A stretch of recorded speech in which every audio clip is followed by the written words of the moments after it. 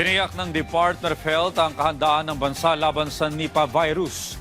Mahigpit na rin isinasagawa ng Bureau of Quarantine ang screening ng mga pumapasok sa Pilipinas, kasama ang pinigting na information campaign para sa pag-iingat ng publiko.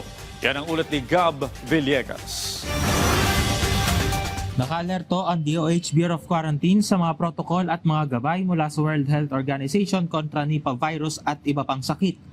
Hinigpitan naman ng Thailand ang screening sa mga pasaherong dumadating sa paliparan mula sa West Bengal sa India. Mahigpit din ang screening ng mga pasahero sa Kathmandu Airport sa Nepal. 2 kaso ng Nipah virus ang nakumpirma sa West Bengal noon pang Disyembre na pawang nanggaling sa mga healthcare worker. Negatibo naman sa virus ang kanilang mga kontak.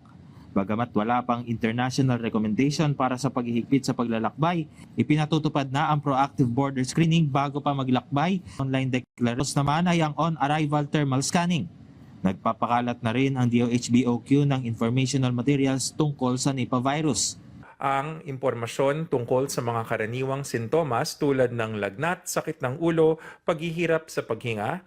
Ilan pa sa mga sintomas nito ang pagsusuka, pag-ubo at panghihina ng katawan. Kung hindi ito maagapan, maaari itong magresulta sa seizure, encephalitis o pamamaga ng utak o pagkamatay.